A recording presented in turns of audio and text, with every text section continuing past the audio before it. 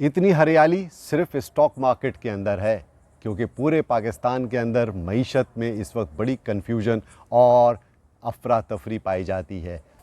Budget के बाद महंगाई के आसार कुछ और बता रहे हैं और महंगाई बढ़ती भी नज़र आ रही है और मईशत मजमूई तौर पर बड़ी ही एक अफरा तफरी का शिकार होती हुई नज़र आ रही है।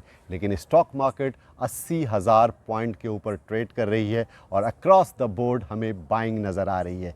किन सेक्टर्स में बाइंग है और ये बाइंग क्यों है, इसका जायज़ा भी लेंगे और ओवरऑल पाकिस्तान की मईशत की मजमूई सूरत हाल का भी जायज़ा लेंगे। इन सब चीज़ों के लिए आप मेरी वीडियो आखिर तक ज़रूर देखिएगा and don't forget to subscribe my channel.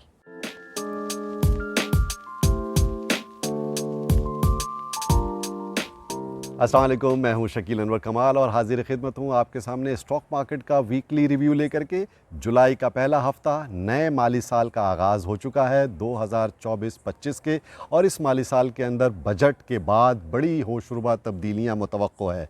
जैसा कि आप जानते हैं कि लास्ट बजट 2024-25 जो कि पाकिस्तान के लिए एक नई उमंगों का इजहार भी करता हुआ नज़र आ रहा है, तब्दीलियों का भी इंदिया दे रहा है, लेकिन साथ साथ आवाम के लिए मुश्किलात में इजाफ़ा भी कर रहा है। इन तमाम बातों के बारे में आज हम डिस्कस करेंगे। लेकिन स्टॉक मार्केट में तेज़ी क्यों है, सबसे पहले मैं ये बता दूं आपको कि IMF से मज़ीद $6 अरब का तवील मुद्दती प्रोग्राम पाकिस्तान मंजूर कराने की पोजीशन में आ गया है, क्योंकि IMF ने ये इशारा दे दिया है कि हमें आपकी तमाम तर जो आपने एफ़र्ट्स की हैं वो काबिल कबूल हैं और हम आपको $6 अरब तक की एक्सटेंडेड लोन फैसिलिटी फ़राहम कर सकते हैं। इस सिलसिले में जुलाई के आखिर में मुज़ाकरात होंगे पाकिस्तानी हुकूमत और IMF के दरमियान, और इसी एंटिसिपेशन में स्टॉक मार्केट 80,000 पॉइंट के ऊपर आ चुकी है। और इस तेज़ी के अंदर जो सबसे कलीदी किरदार अदा किया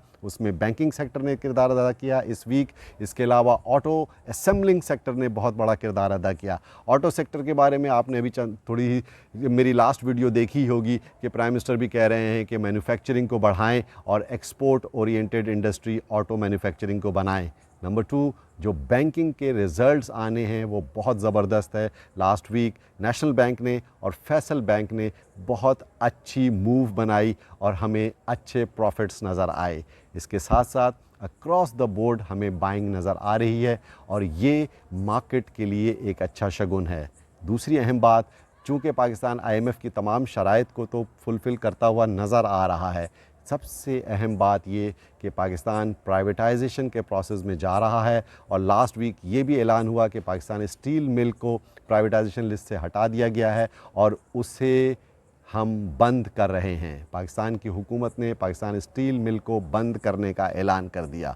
PIA की प्राइवेटाइजेशन के हवाले से काफ़ी पेशरफ्त होती हुई नज़र आ रही है और अगस्त के एंड तक इसकी बिडिंग का प्रोसेस हो जाएगा। इसके अलावा पाकिस्तान के कई एयरपोर्ट्स को भी प्राइवेटाइज़ करने का मंसूबा है और डिस्कोस को भी प्राइवेटाइज़ करने का गवर्नमेंट का मंसूबा है। अगर प्राइवेटाइजेशन का स्पीडी प्रोसेस होता है तो ये IMF की कंडीशन भी है। और पाकिस्तान के अंदर जो sick units state owned enterprises Pakistan की मईशत पर ही नहीं बल्कि कौमी ख़जाने पर बोझ हैं, उनका प्राइवेटाइज़ होना एक अच्छा अमल समझा जा रहा है। और ओवरऑल हम देखें तो पाकिस्तान की जो मजमूई माशी सूरत हाल है वो बड़ी कन्फ्यूजिंग सी है, क्योंकि बजट 2024-25 जो पेश किया गया उसके बाद भरमार है टैक्सेस की।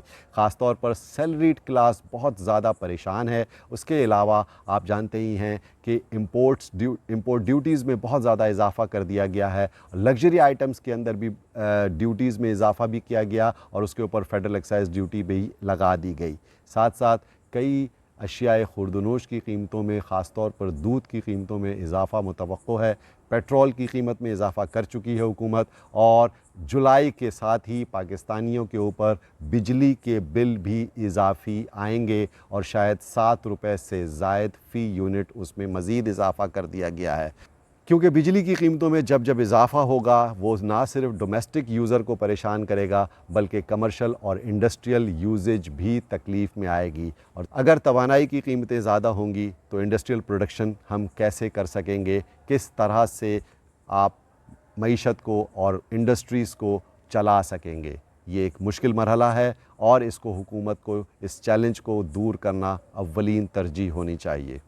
जैसा कि मैंने कहा कि लास्ट वीक बैंकिंग सेक्टर ने परफॉर्म किया, auto manufacturers, auto assembler sector ने बहुत ज़बरदस्त परफॉर्म किया और नए हाइज़ बन रहे हैं। मार्केट में फ़ॉरेन इनफ्लोज़ में इजाफ़ा हो रहा है, इंस्टीट्यूशंस बहुत एक्टिव है मार्केट के अंदर और मार्केट मज़ीद नए हाइज़ की तरफ जाती हुई नज़र आ रही है।